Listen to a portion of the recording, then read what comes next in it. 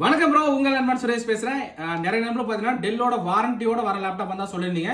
So நம்மகிட்ட பார்த்தீங்கன்னா டெல்லில் i7 10th generation பார்த்தீங்கன்னா ஜனவரி 2024 வரைக்கும் ரிமைனிங் வாரண்டியோட வந்திருக்கு நண்பா.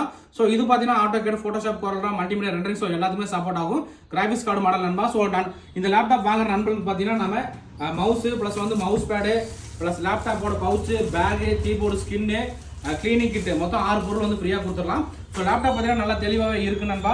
i7 10th generation. So laptop பாருங்க, லுக் லைக் பார்க்கறதுக்கு ரொம்பவே நீட்டாக இருக்குங்க.